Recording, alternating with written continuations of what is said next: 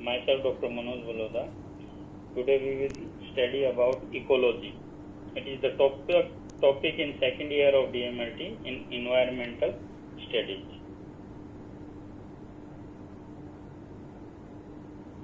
The main topics we will discuss about ecology are basic of species. Basis of species. Species क्या होती है, उसकी definition और कैसे हम समझ सकते हैं. Biodiversity. Definition of biodiversity, how it is useful and what is biodiversity. Population. What is population, its effects and how we can compare the population. Energy flow. What is energy flow in ecology? Ecosystem. What are the ecosystem definitions and their usefulness? First is ecology. We will study about definitions of ecology. First, it is a branch of science which we study about living beings, in which we will study about living beings and their interactions with the environment. It is study of ecosystem. एक science की वह branch है जिससे हम एक जैवीय organism का उसके environment के साथ जो इंटरेक्शन होता है उसके बारे में जानकारी लेते हैं और मुख्यतः जो एक इकोसिस्टम है उसकी स्टडी को ही इकोलॉजी कहते हैं. What the goals of ecology is to understand the influence of nature on the living beings, community, ecosystem or biosphere.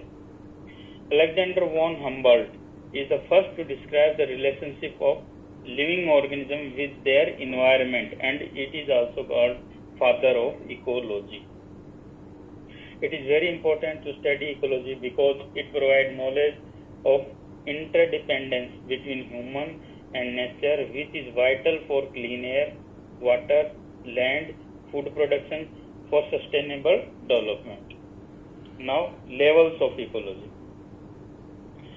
Scientists mainly research on 5 levels of their studies in ecology. What are 5 levels? First is organism, population, community, ecosystem and biosphere. These are the 5 levels of ecology in which scientists researches.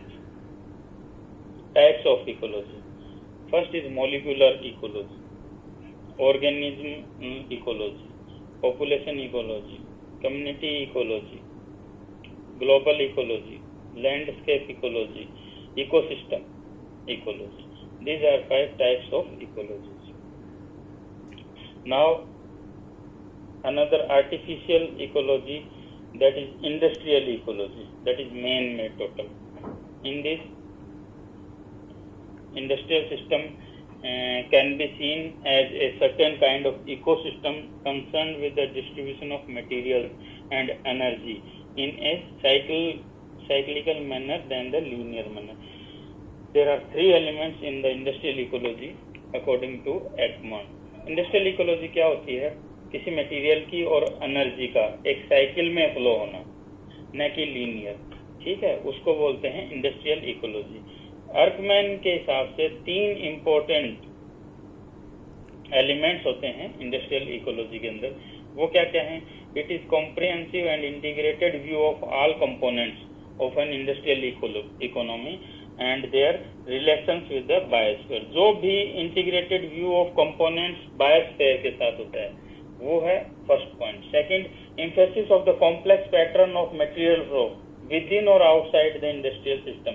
Industrial system के अंदर किसी भी material का flow होता है, तो raw material हो चाहे प्रोडक्शन हो, वो उसके ऊपर complex emphasis. And third is consider long term evolution of key technologies and critical element for transmission from actual unsustainable industrial system to variable industrial ecosystem. Industrial ecology represents one of the paths that could provide real solutions to sustainable development. Elements of ecology. What are the elements of ecology? There are ecology और ecosystem के 2 elements होते हैं. Biotic element, also called living organisms और plants. इसमें क्या क्या आते हैं बायोटिक एलिमेंट्स में? जो जीवित हैं उसमें सबसे पहले आता है प्रोड्यूसर्स या ऑटोट्रोफ्स भी कहते हैं.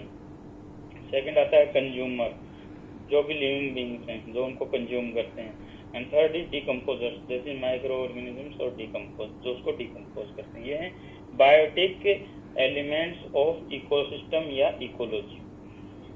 Abiotic elements also called non living elements of the ecosystem. ये कौन कौन से हैं? फर्स्ट है केमिकल, जिसमें सोयल, मिनरल्स एक्सेट्रा आ जाते हैं। फिर physical, water, air and mountains, and environmental condition, that is pressure, temperature, radiation and humidity. Biotic और एबायोटिक दोनों का इंटरेक्शन और उसकी स्टडी को ही इकोलॉजी कहते हैं। और स्टडी ऑफ इकोलॉजी या ecosystem, study of ecosystem is also called ecology. तो इकोसिस्टम के अंदर हम एक चार्ट है, उस चार्ट के थ्रू भी इसको डिफाइन कर सकते हैं और इजी वे में इसको समझ सकते हैं। सबसे पहले है इकोसिस्टम, उसके दो पार्ट हैं, एक बायोटिक पार्ट है जो लिविंग है, एक एबायोटिक पार्ट है यानी नॉन लिविंग। इन दोनों के इंटरेक्शन की स्टडी को इकोलॉजी कहते हैं। बायोटिक में क्या क्या आते हैं? ऑटोट्रोफ्स और प्रोड्यूसर्स, जैसे प्लांट, एल्गी, या जो डायरेक्ट सन रेज और मिनरल्स या न्यूट्रिएंट्स लेके एनवायरनमेंट से, सॉइल से अपना फूड खुद प्रिपेयर करते हैं, ठीक है, कार्बन मास बनाते हैं। सेकंड है कंज्यूमर्स और हेटेरोट्रोफ्स, दे आर ऑल एनिमल्स जो कि प्लांट्स के ऊपर या दूसरे एनिमल्स पे देयर फूड और एनर्जी के लिए डिपेंडेंट रहते हैं। तीसरा डिकम्पोजर्स, प्लांट्स, कंज्यूमर्स यानी प्रोड्यूसर्स और कंज्यूमर्स या हेटेरोट्रोफ्स जो डेड हो जाते हैं, मर जाते हैं, लाइफ खत्म हो जाती है, उसके बाद उनको ये डेट्रीटिवोर्स और डिकम्पोजर्स उनको ब्रेक डाउन कर देते हैं, उनको वापस नेचुरल जो पदार्थ हैं उनको वापस उनके अंदर डिकम्पोज कर देते हैं, उनको वापस उन्हीं मिनरल फॉर्म में ला देते हैं, ठीक है। ये तो है बायोटिक। नाउ एबायोटिक, एबायोटिक में सबसे पहले है केमिकल। केमिकल में सोयल, मिनरल्स और न्यूट्रिएंट्स वगैरह आते हैं जो प्रेजेंट होते हैं अर्थ के अंदर। सेकंड है फिजिकल, फिजिकल में वाटर की प्रेजेंस कितनी है, एयर कैसी है, कितनी फ्लो हो रही है, कम फ्लो है, फास्ट फ्लो है, मॉइस्ट है, ड्राई है, या फिर शार्प स्टॉर्म्स हैं और माउंटेन्स हैं, या माउंटेन्स हैं या वैलीज हैं या फिर प्लेन्स हैं। ये सब फिजिकल एनवायरनमेंट हो गया। एनवायरमेंटल कंडीशंस इसके अलावा जो होती हैं, कितना प्रेशर है उस जगह पे, क्या टेम्परेचर रहता है, कितनी रेडिएशंस आती हैं सन की, और डायरेक्ट आती हैं, इनडायरेक्ट आती हैं, या उसकी ह्यूमिडिटी क्या है, ये सब एबायोटिक हैं। ये चार्ट है, इस चार्ट के तरह हम इकोसिस्टम को अच्छी तरह से समझ सकते हैं, उसके कंपोनेंट्स को भी क्या क्या हैं। Now next topic is basic of species. What is the basic of species? Now definition of species. Species is the basic unit of classification, A taxonomic rank and unit of biodiversity. जो biodiversity है उसकी unit है, एक unit है classification की, एक taxonomy जिसके हिसाब से हम किसी भी चीज को जानते हैं। ऑर्डर के अंदर, टैक्सोनॉमिक ऑर्डर के अंदर, हायरार्की के अंदर सबसे पहली और स्मॉलेस्ट यूनिट है जिसको हम बोलते हैं species.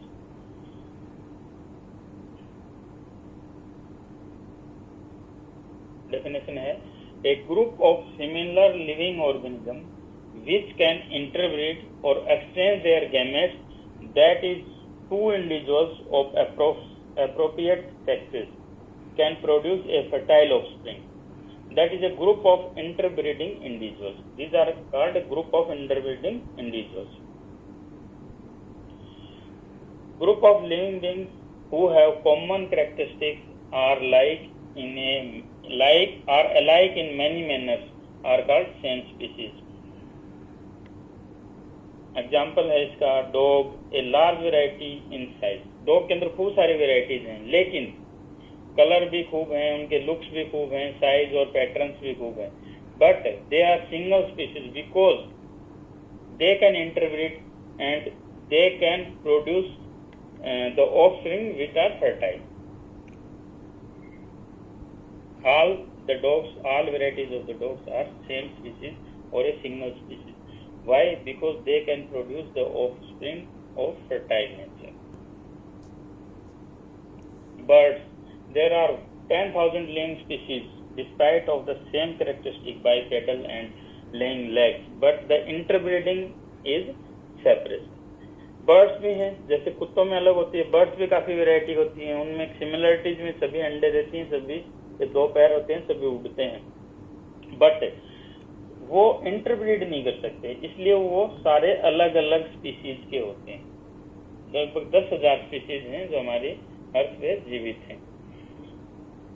Any species name except virus is given in 2-part name called bionomial.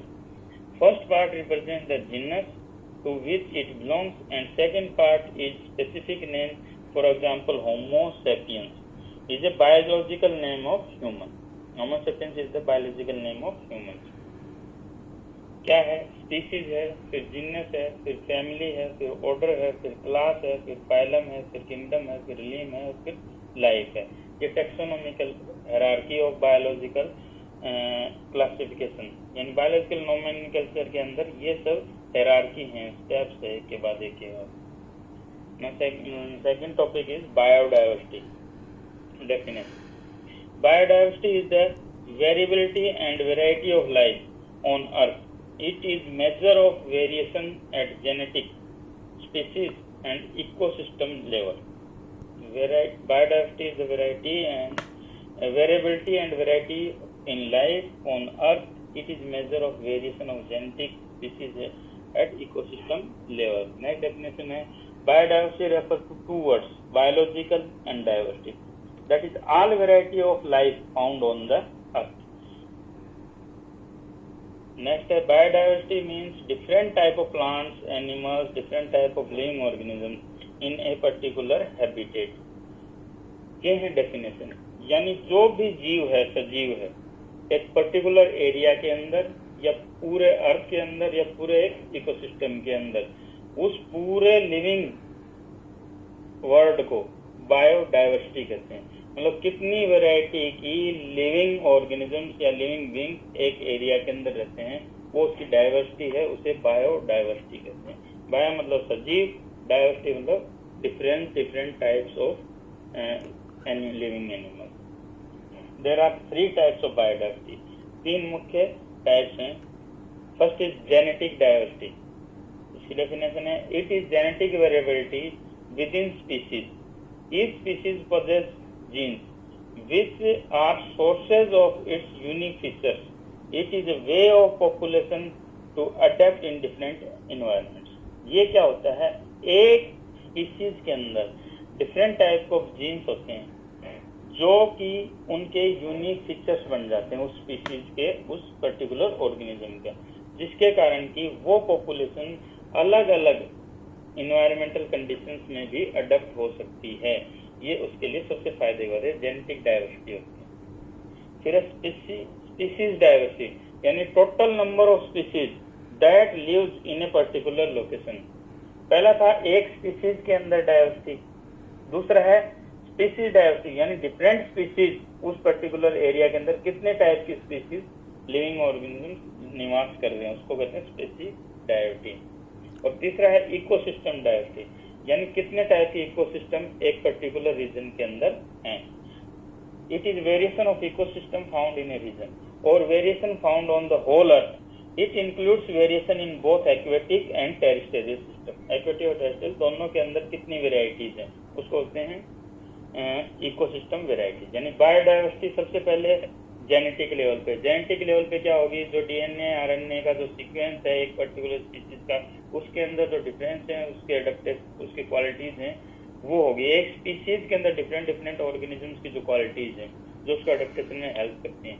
First है जेनेटिक डाइवर्सिटी, सेकंड है स्पेसिफिक, यानी एक एरिया के अंदर कितनी स्पीसीज प्रेजेंट हो, स्पीसीज डाइवर्सिटी होगी। तीसरा है इकोसिस्टम डाइवर्सिटी, यानी different type of ecosystem in a particular land area और biosphere is ecosystem diversity. Now, importance of biodiversity. Biodiversity is important for functioning of ecosystem. That variety of living species in ecological life support for maintaining ecosystem. This provide various needs of human like fresh air, water, plant products and other natural essential products. ये इसकी importance है कि जो normal functioning of ecosystem है उसका जो outcome है वो हमारी लाइफ के लिए इम्पोर्टेंट चीज हैं, उनको प्रोड्यूस करता है, जैसे fresh air, water, plant products and other natural products. Biodiversity increases ecosystem productivity.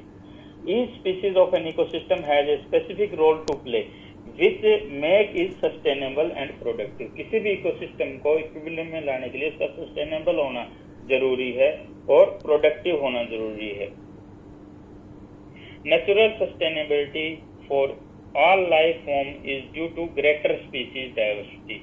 Large number of plant species means greater number of crop varieties और फूड और मेडिसिन और यूजफुल नेचुरल थिंग्स। यानी कि जितने ज्यादा variety of species living beings होंगे उतनी ज्यादा सस्टेनेबिलिटी उस इकोसिस्टम की होगी और वो उतना ही ज्यादा प्रोडक्शन या प्रोड्यूस करेगा प्लांट्स को या नेचुरल फूड्स को जो हमारे लिए इम्पोर्टेंट है। Biodiversity has its indirect values यानी नॉन कंजक्टिव वैल्यूज, जैसे एथिकल वैल्यू है, इकोलॉजिकल वैल्यू है, साइंटिफिक और एजुकेशनल वैल्यूज है, help to reduce the natural disasters such as flood and droughts.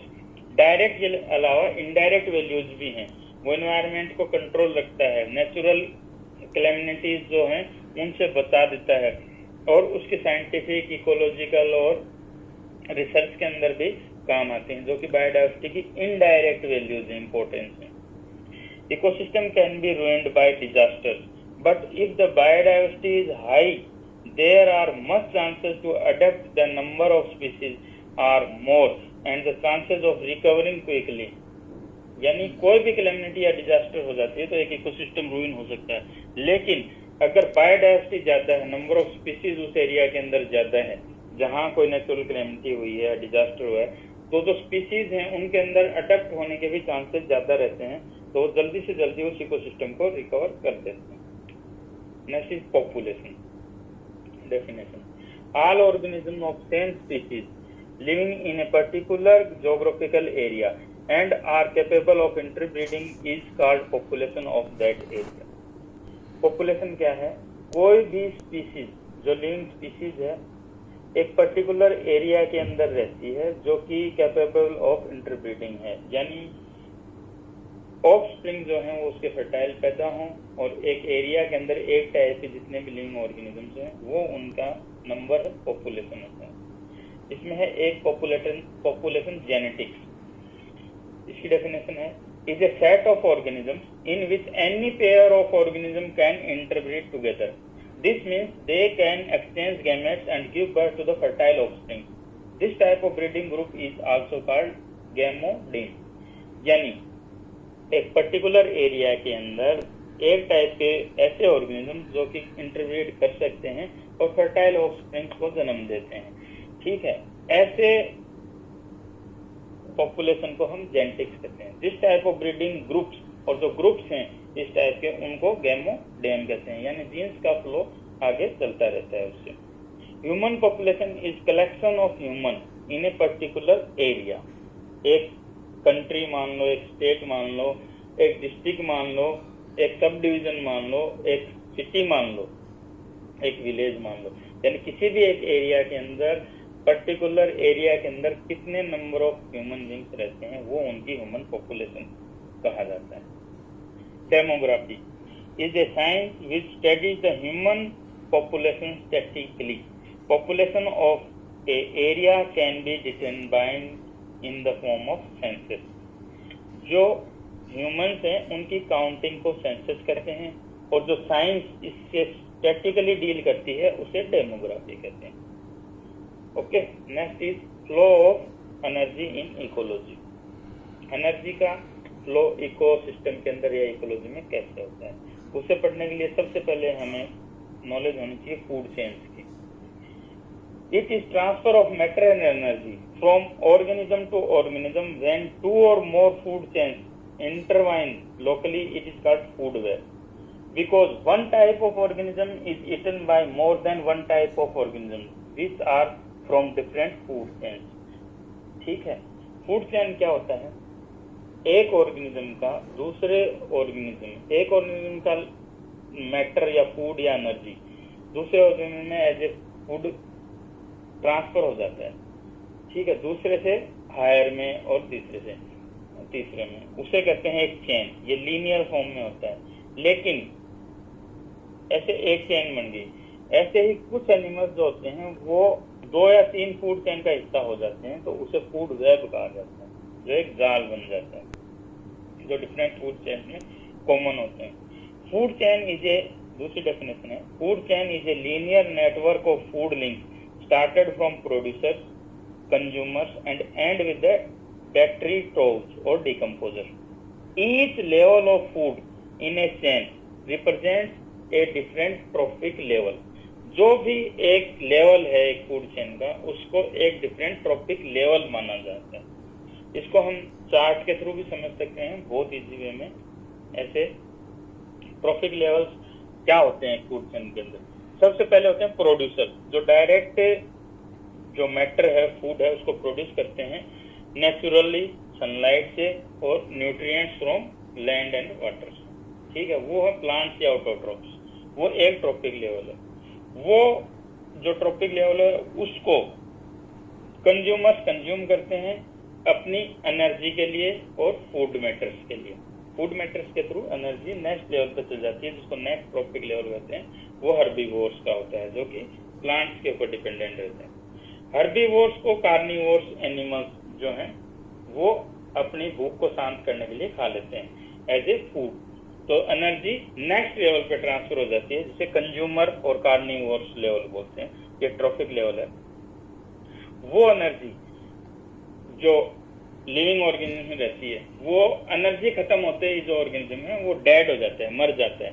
ठीक है, उस मरे हुए जानवर को, प्लांट को, जो प्रोड्यूसर हो, कंज्यूमर हो या कार्निवोर्स हो, अगर वो मर जाता है, मरने के बाद उसको वापस उसकी नेचुरल अवस्था में, नेचुरल एनवायरनमेंट में यूजफुल होने के लिए डीकम्पोजर्स उस पर एक्टिव हो जाते हैं। उसको डीकम्पोज, उसको तोड़ के वापस से उसकी सोयल बना देते हैं। सोयल के अंदर न्यूट्रिएंट्स वगैरह उसके वापस प्रोड्यूसर के काम आने वाली चीजें डीकम्पोज हो जाती हैं, जो नेचुरल में है। ऐसे ही फूड चेन है, एक लिविंग फूड चेन। एक एग्जांपल है, सबसे पहले ग्रास आती है। ग्रास को ग्रास ऊपर खाता है, एनर्जी फ्लो हो जाती है ग्रास ऊपर में। ग्रास ऊपर को फ्रॉग खा जाते हैं, जो ग्रास ऊपर में एनर्जी थी स्टोर्ड, उसको फ्रॉग में ट्रांसफर हो गया।